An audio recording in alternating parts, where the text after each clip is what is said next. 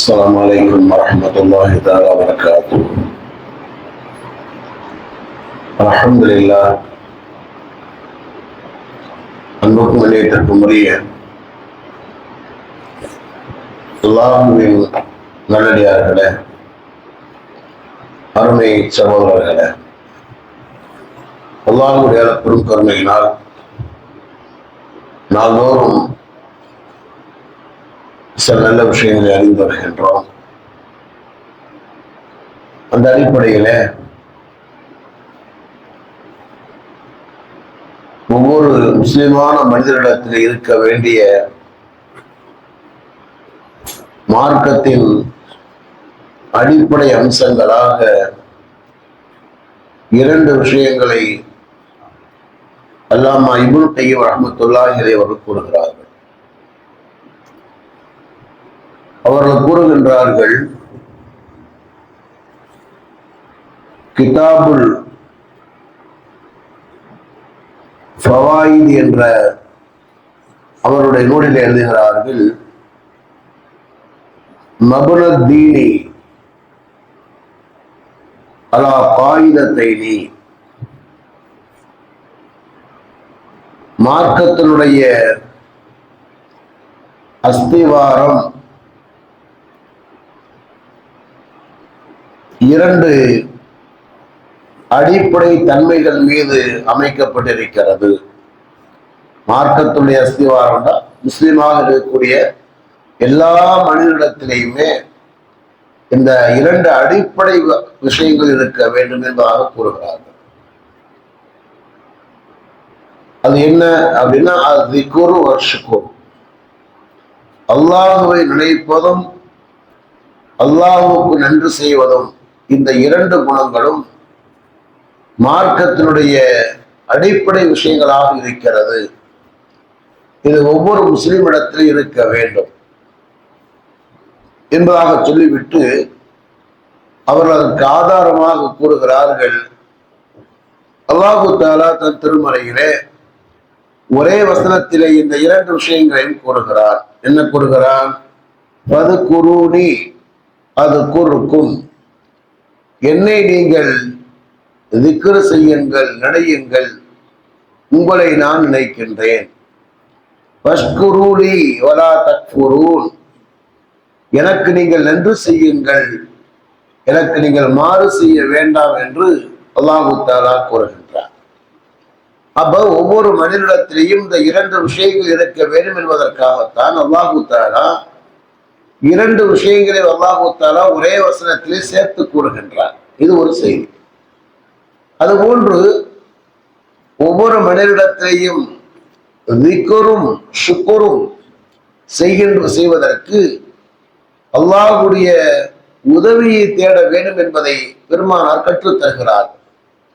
ஏனெனில் அது அவ்வளவு சீக்கிரமாக அந்த குணங்கள் எல்லாம் வந்து விடாது. அல்லாஹ்வுடைய உதவி இல்லாமல் அந்த பாக்கியங்கள் அவனுக்கு கிடைக்காது. எனவேதான் ஹஜ்ரத் ரசூலுல்லாஹி ஸல்லல்லாஹு அலைஹி வஸல்லம் அவர்கள் முஆத் பின் ஜபல் ரலியல்லாஹு தஆலா அன்ஹு அவர்களுக்கு சொன்னார்கள், வல்லாஹி, அல்லாஹ் மீது சத்தியமாக, இன்னி லஉஹிப்புக, நிச்சயமாக முஆதே, உம்மை நான் நேசிக்கின்றேன். சொல்லிவிட்டு பெருமானார் சொல்றாங்க, ஃபலா தன்ஸ அன் தகூல துபர குல்லி சலாத்தின், ஒவ்வொரு தொழுகைக்கு பிறகும் இந்த துஆவை ஓத மறந்து விடாதே. மாலை உன்னை நான் நேசிக்கிறேன் சொல்லிட்டு என்ன சொல்றாங்க? ஒவ்வொரு தொழுகைக்கு பிறகும் இந்த துஆவை கேட்பதற்கு நீ மறந்து விடாதே. அது என்ன?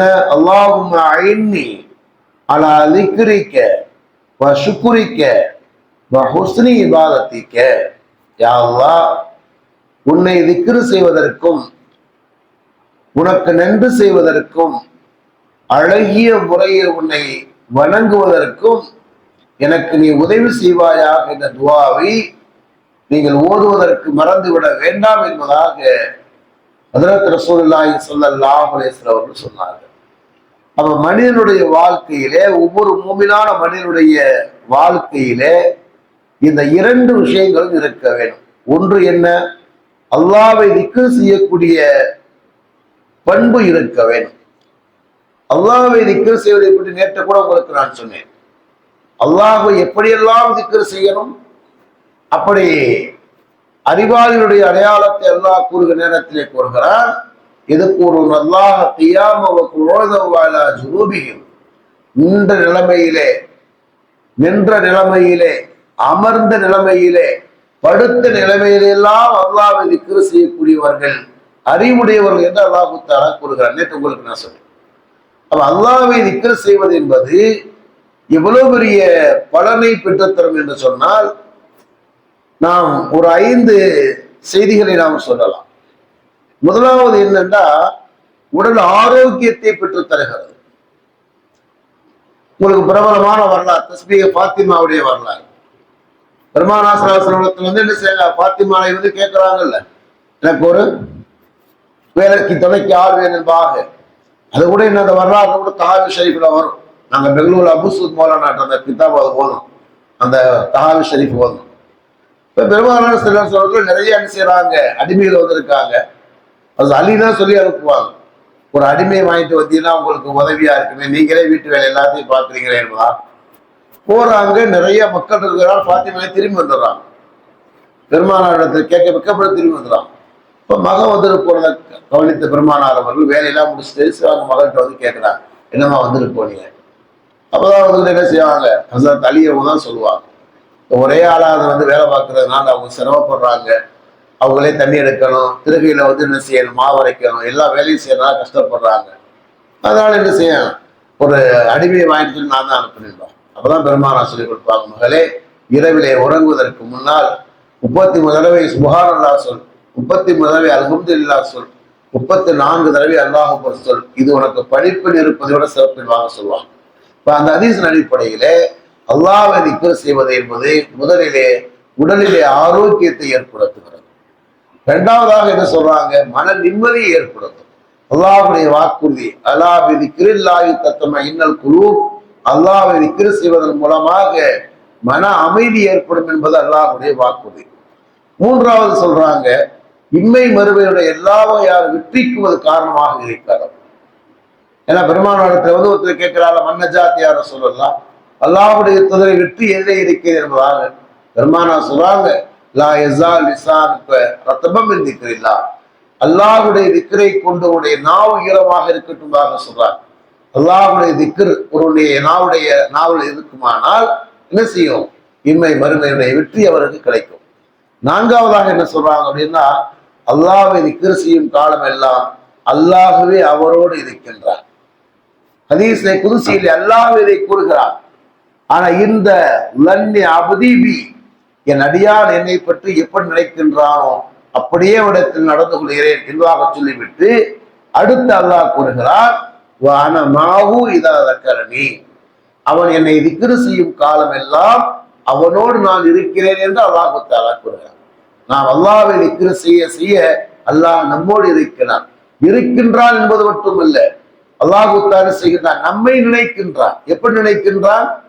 அந்த ஹதீஸுடைய தொடரிலே வரும், என் அடியார் என்னை தனிமையிலே நினைத்தால் அவனை நான் தனிமையில் நினைக்கின்றேன், ஒரு கூட்டத்துக்கு மத்தியிலே என்னை நினைத்தால் இதை விட சிறந்த கூட்டமான மலக்குடைய கூட்டத்தில் அவனை இப்படி நான் பெருமையாக பேசுகிறேன் என்று சொல்லி அல்லாஹ்வே வாக்களிக்கிறது. 4வது செய்தி.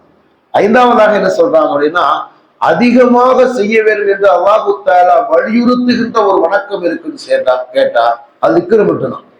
மற்ற எல்லா வணக்கத்தையும் செய்ய அதிகமாக செய்யுங்கள் என்பதாக அல்லாஹ் தஆலா உத்தரவிடவில்லை. வணக்கத்தை செய்யுங்கள் அல்லாஹ் தஆலா சொல்வார், தொழுங்க, நோன்பு வைங்க, சக்காத்து கொடுங்க, அல்லாஹ் கூறுகிறானே தவிர நிறைய கொடுங்கள் என்பதாக அல்லாஹ் தஆலா சொல்வதில்லை. நிறைய செய்யுமா அல்லாஹ் தஆலா மனிதனுக்கு உத்தரவிடுகின்ற ஒரு வணக்கம் அப்படின்னா திக்ர் மட்டும்.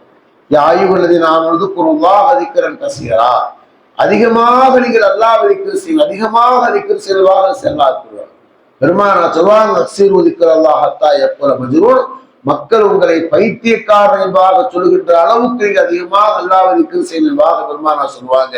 அப்போ ஒரு மனிதனுடைய நாவிலே, ஒரு முஸ்லிமுடைய நாவிலே அல்லாஹ் என்ற வார்த்தை இருந்து கொண்டே இருக்க வேண்டும். இது முதலாவது செய்தி.